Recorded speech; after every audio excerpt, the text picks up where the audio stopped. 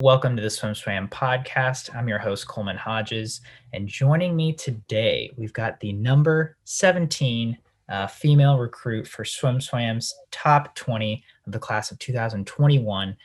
She's verbally committed to swim for the University of Florida next season. Please welcome Micayla Cronk. Micayla, how's it going? It's going good.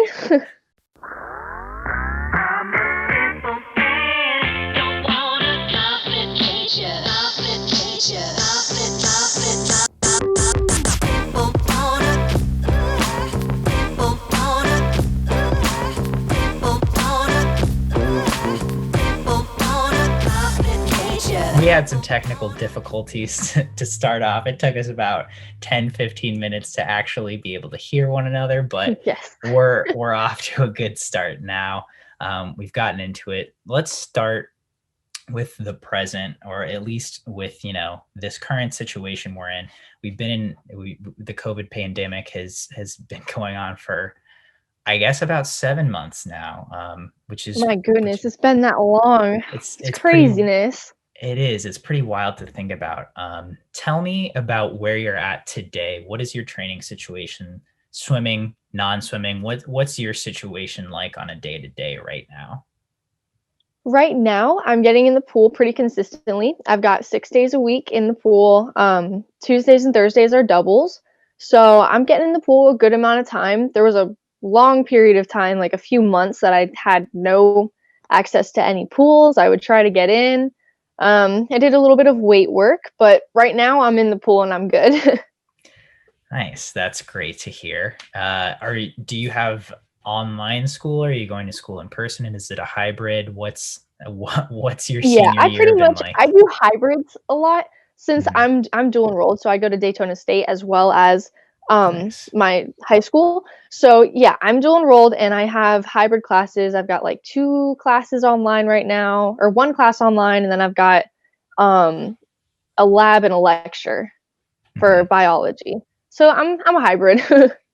Gotcha. So in terms of a senior year of high school, how does this meet your expectations of what you might have thought your senior year was Well, gonna look like? um it's very different. I definitely didn't expect my senior year to be like this. I expected it to be well, just not like this, I guess. It's very different, especially like a lot of people are online. A lot of my friends have left to go online. My swim team is a little bit different. Um, but I'm okay with it. It's I'd rather get back to normal, but I'm okay with it for now. It's the best we can do. That certainly the best we can do. That's a great way of putting it. So what has your COVID situation been like from the beginning of this? So like starting in mid-March, what was your situation like? Were you able to swim a lot? Were you out of the pool a lot? What were those months looking like for you? It was honestly a little bit devastating in the beginning because I was supposed to go to Olympic trials and I was like really excited about that, trials 2020, Yeah. but it got postponed and I guess good things can come out of it. I get 1 more year of good training, but then everything shut down and I had a few months consecutively where I just wasn't in the water swimming. I felt like I was getting so much slower and it was different because there were other teams getting in as well.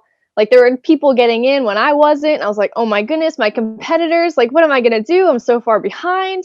Um my coach did a very good job in keeping us positive, but he sent them some dry lands to do at home, some weights if we could. I tried Mhm. to get in as much as I could. No swimming for a few months.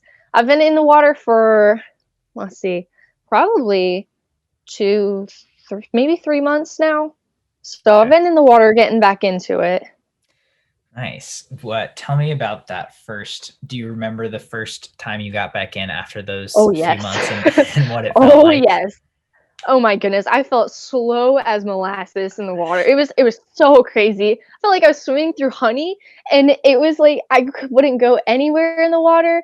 I felt so out of breath all the time. I've never been that out of shape. And how, like, do you feel like you have returned to that shape, to being where you were when you left off? How long did it, if so, how long did it take you to get there, do you feel like? I typically take a little bit longer to get back into the swing of things, but with all the accelerated training, pretty much like we had to jump up pretty high pretty fast. I think I've gotten back into some pretty good shape. And don't get me wrong, like when I got back first in the water, I did have those weights behind me, like that I had been doing, so I felt much more powerful in the water, but I wasn't as smooth, I guess is the right word. Makes sense. It's hard to be smooth in molasses, I would assume. Yes. So you're back in the water. That's great to hear. Have you had any meets recently and if so, how have they gone? I haven't really had any like USA sanctioned meets. I've been to a few high school meets here and then, but I haven't really been to a meet yet. My first one will be districts. Let's see, in 2 weeks, I think. Yeah. Okay. How are you feeling heading into that one then? It's a little bit nerve-wracking because I haven't been to a meet in a while, but I'm sure I'll be okay since I've been to so many over the years I've been swimming. So. Sure. Yeah. So how that kind of brings us to your background in the sport. How long have you been swimming? I've been swimming since I was about 7 or 8 years old. So it's been a while. I've been swimming for a long time now. Yeah, so that's pretty deep swimming roots. You've been in the pool well over half your life then. Oh yes. Tell me about your first swimming memories. How'd you get into it? Well, I started out, I wasn't a swimmer like since I was age 4, which a lot of people were. I did a little bit of tennis and like softball and stuff, but it wasn't until I was 8 years old and I just kind of decided, I'm going to try swimming. Like there was a local pool. I was like, yeah, I'll just try it, see what happens. So my parents put me in it and I started swimming and I got some pretty good feedback from coaches from what my parents have told me. They said, she's like fish in the water, you should probably keep her in the sport. So I stayed in the sport. I made junior, I can't really say JOs anymore because it's flags, but I made flags the year later, and when I was 9. I stayed on a team. I don't know if you know what it is, but it's a little bit, it's not really a team anymore, but DBS. My age group coach was Kristin Lochte. She's a really great coach. Definitely got me to my goals. After that, let's see, where did I go from there? I went to another team, but we don't have to include that. Hold on. Let's take a pause there. You said your coach was Kristin Lochte. Yes. What you said, she was a really great coach. Yes. Got you to all your goals. Tell me about that time in your career. What goals did you have as a 10, 12-year-old and yeah, it's kind of hard to think about those big goals when you're that young, but she definitely kept those goals in mind. I wanted to win flags. That was a big goal. I'm a big racer, so I always kind of want to win, but I mean, everybody does. So she really pushed me to do well in the water. I think one of the best things that she did for me was ultimately she broke me down and broke down a lot of my barriers that I needed to get past.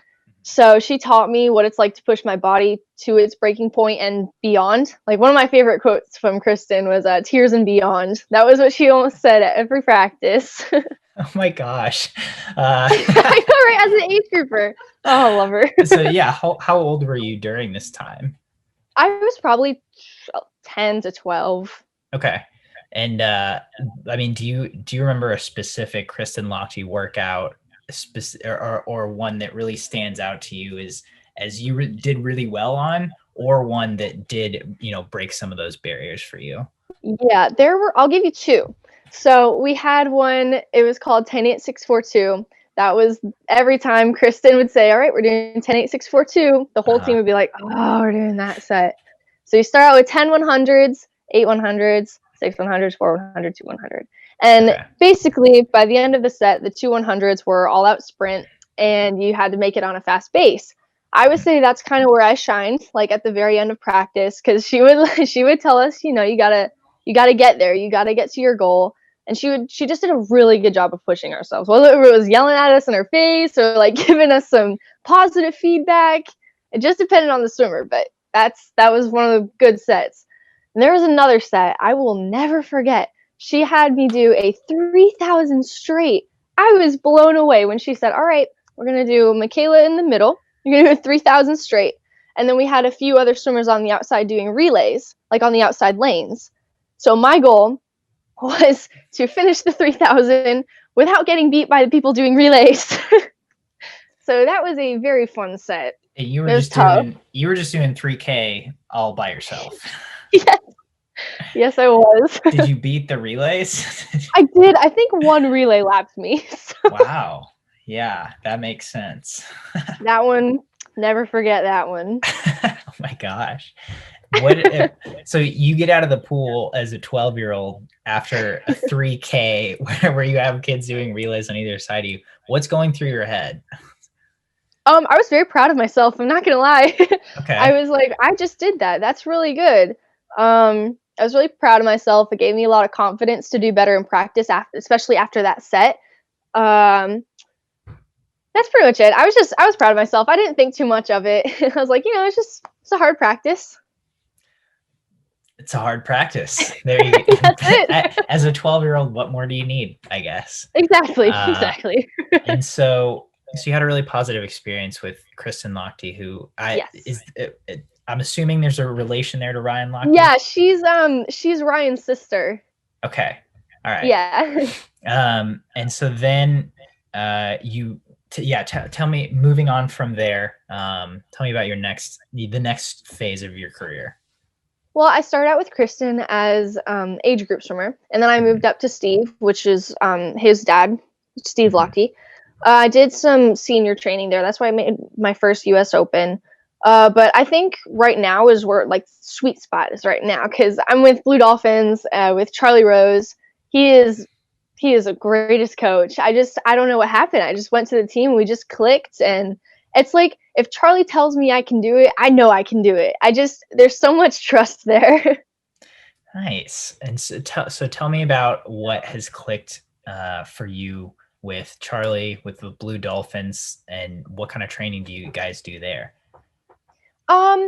Well, I'm kind of a different situation since I'm like a 100 and 200 freestyler. I'm mid-distance.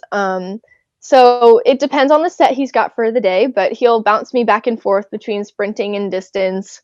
But I mean, I do whatever he tells me to. Nice. And again, yeah, what do you feel like has worked so well in that environment for you to be able to, feel like you can do anything? Yeah, it's a lot of the whole team environment is great. Everybody there is super supportive, positive, nice. The coaching, Charlie is just he's very positive. He's a very positive coach. So if I don't do well in a race, he'll be like, that's okay, we can get it next time. Or if I do great in a race, he'll be like, that's awesome, we can shoot for something even faster next time. Like, it's always positivity, and I hadn't had that for a while. So coming into a team with like that much positivity, it was great. It was great. I'm all about positivity. I love it. Yes. That sounds great. And it seems like you have really, how long have you been with Blue Dolphins now? About 2 years now. So not too long. It's not too long, but certainly enough time for you to shine. To our viewers listening, I lied to you. Micayla Cronk was our number 17 ranked recruit last year. This year, she has risen to number 6 in this high school class of 2021. She's got a best 200 free time of 1:44.3. She's got 100 free of 48.2, and she's got a 22.9 50 free to top it off. So you've got some range. We've started speculating like, what's, you go 452 in the 500, but what's that going to look like when you get to Florida? Yeah, exactly. I'm totally ready. I want to see what's going to happen. Like, what does Coach Jeff have in store for me in these other events? So have you committed to Florida? Have you talked to Coach Jeff about what your event schedule might look like once you get to Gainesville? Not quite yet. I'm sure we'll figure that out. But for now, we're just gonna stick to, the 100 and 200 free, working out how it goes at states, and then, then once I get to Florida, we'll probably get a deeper feel for it, I guess. Nice. That totally makes sense. You've got an elite freestyle. We also in your recruit bio, we've also got that you're a 201 2 IM. How do you feel about the other 3 strokes? Oh no. Well, that 2 IM, that was kind of a one-time deal, it seems like. I was at junior nats, shaved, tapered, everything. So it's not too bad of a time. But I will tell you, I am not a huge fan of breaststroke. That is my worst stroke. For some reason, I'm not built for breaststroke. I mean, I can deal with butterfly and, backstroke. I used to be a backstroker when I was in age group. So I'm okay with that one, long axis strokes. Mm-hmm. But butterfly, I can deal with. I mean, like, I can do it in practice or at a meet if you need me to. Breaststroke, it is not a good idea to put me in breaststroke at a meet. So, so in practice, training wise, how much freestyle are you doing versus like, do you dive into other strokes every once in a while? Oh, for sure. Oh, yeah. Breaststroke set. Have that muscle memory. Once in a while. Yeah. Every once in a while I do. And I will be going last in the lane when we get to breaststroke. But yeah, every once in a while we do IM sets or like IM days. It's good to get that muscle memory in and just keep all your muscles good and all your strokes solid. Yeah. Nice. So you've got some versatility in there for sure. Yeah, a little bit. So let's get into a few meets over the past couple of years. Tell me about your highlights. What have been some races that have, or some meets that have really just, clicked and hit it on target for you? Yeah. I think one of my favorites was last year at Phillips 66 or Nationals in Stanford, California. That was a really, really fun meet. I went a 55 low in my 100 free, which is something that I was trying to do that year. I was like, I really got to break 56. So I got to a 55 low. That was really fun. It was just an overall a fun meet. It was a great experience. I got to see a bunch of people, like a bunch of really big names. It was a very humbling experience, but it was really cool to be there. Again, last year, Winter Junior Nats, that was a really fun meet. I got the opportunity to win the 200 free, so that was really fun. It was an awesome race. Again, I love racing. I love my competitors. It's just super fun out there. I finally got to go with the team to Junior Nats. Like, I got to have a relay there. Just super fun. Nice. It's just the whole environment at these bigger meets is so fun. So let's break down Nationals in Palo Alto last summer. A great meet. I was also there. I mean, Stanford is like second to none in terms of places where you can have a meet, places where you can like enjoy a meet. Yeah. Mm-hmm. So you talk about you go the 55 low. Tell me about the prelim swim, the final swim. What was that? A final, B final? That's a good question. You think I would remember this, but I just it was a final. It was one of the finals. It was one of those finals out there. So I think it might have been C or D. It might have been D final because 18 and unders. But I'm not a really great prelim swimmer. That's one of the things that Coach Charlie really, really helped me with when I got to Blue Dolphins. Before that, I would not do well in prelims, and then I'd get to finals and like drop 10 seconds. It was not a really great thing going on, but I got to Coach Charlie and I guess I needed some relaxation before or something. I don't know. He fixed it. So I did very well in prelims and very well in finals. And that was one of the big things for me is that I did really well in prelims to make it to finals. And then I also did well in finals. Nice. And so do you have pre-race routines? Do you have, between prelims and finals, do you have a routine that you go through? I mean, I know naps are a big one for people. Yeah. Do you have any sort of routine or superstitions that you follow leading up to races? Yeah. I typically eat a good breakfast, before I get to the pool. Sometimes I'll do like a warm-up swim. Like I'll go to the pool, like it depends on the meet, but before the actual warm-up starts, get a little warm-up in, and then go get warm-up in again, and then start swimming prelims. Between prelims and finals, I usually go back to the hotel or the house or wherever we're staying. I take a good ice bath. Oh, those are fun. Very nice. It helps so much. So we go back, I take an ice bath, and then I take like an hour-long nap, and then just get ready for finals. It seems to work every time, so. When did the ice bath start for you? I'd give it when I was 13 or 14. Wow. When I was getting up to like US Open stuff. Okay, nice. Yes. All right, and then winter juniors, you know, when you won the 200 free, had you ever been in a situation like that before? Did you feel pressure heading into that race? For sure. Tell me about that final session. Yes. The 200 free is it's a tough race because it's just a long sprint. But there was a lot of pressure going into that race. I was seated first.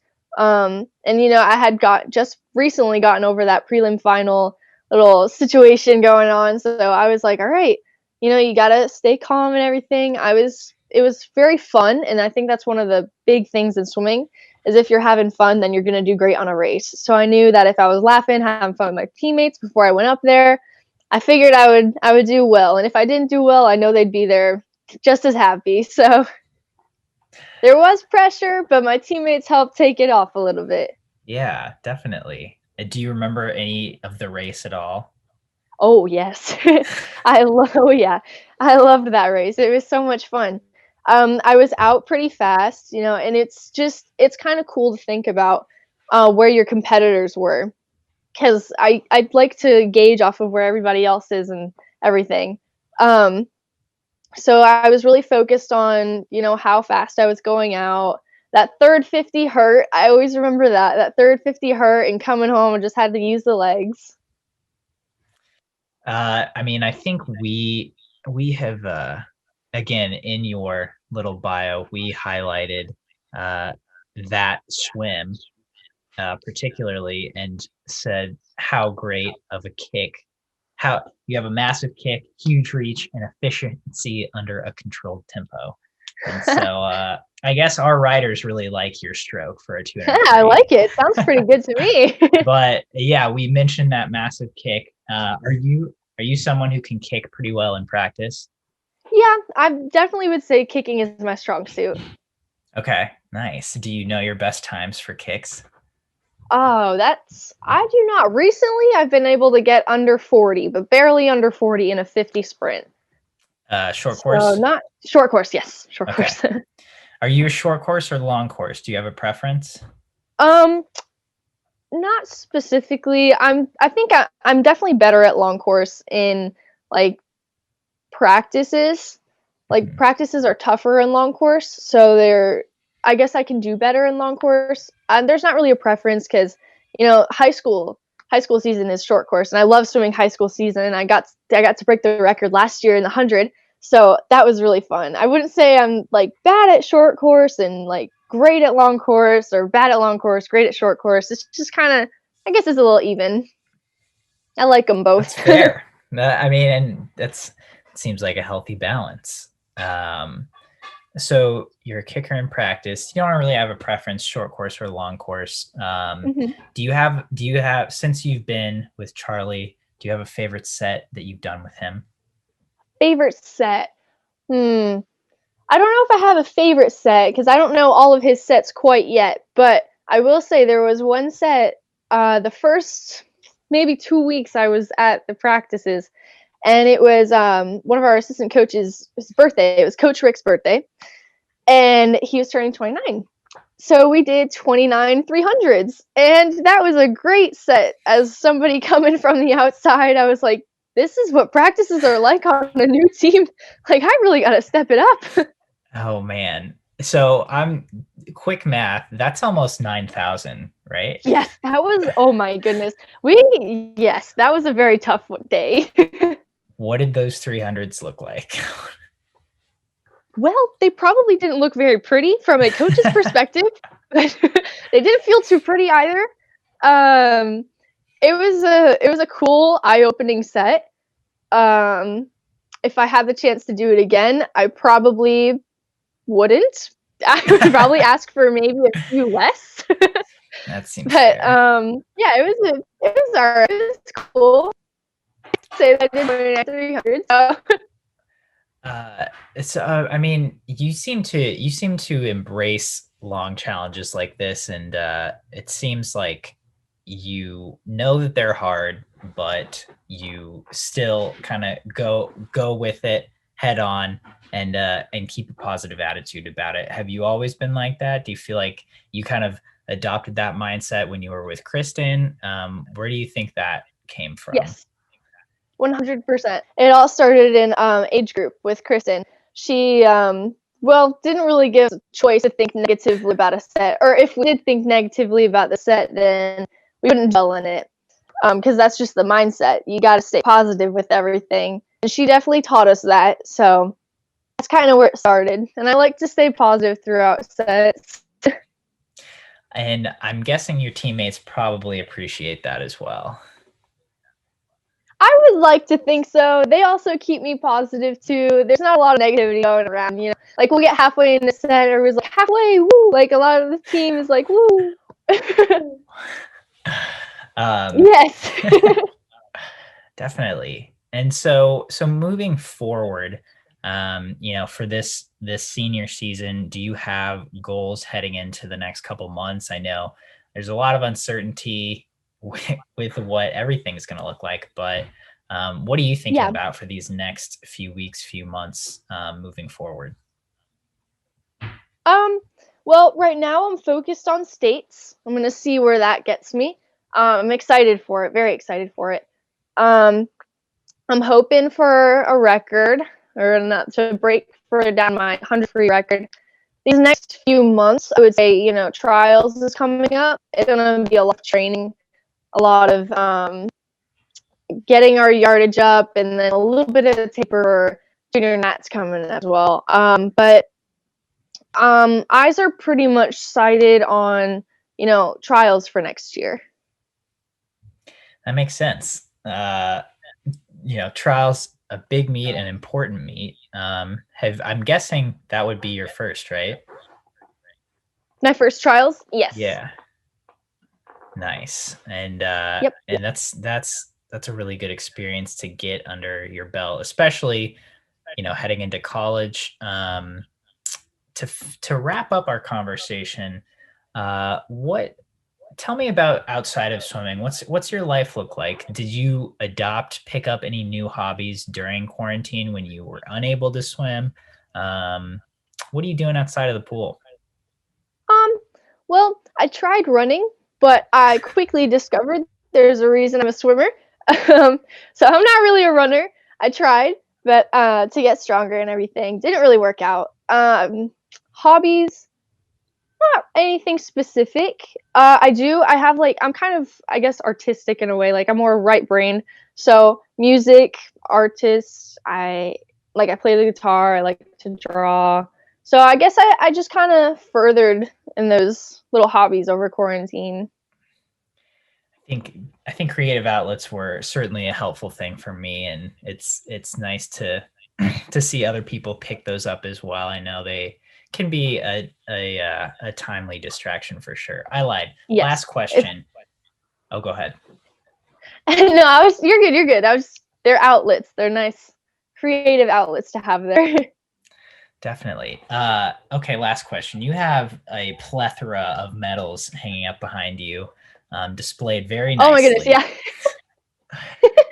Yeah. Do you have a favorite of those medals? Can you even count? How many medals do you have behind you? I have never counted how many I have there. I've got quite a few. All my ribbons are on a different board, but I've got just medals. Yes, I've got quite a few here. These are just my medals. I don't have a specific favorite one. I think my bigger ones are the nice ones from states, winning states last year or all the way to freshman year. So I keep those displayed nicer with my ribbons, but these are just kind of and like from meets over the years. This is just the secondary display. The big one you can't see, it's over there. Yeah. Nice. Well, Micayla, thank you so much for taking the time to talk with me for a little bit and delve into your swimming history. Thank you so much for having me. Yeah, absolutely. And we'll have to get you back on after states and see how the meet went. Yes. Hopefully it goes well.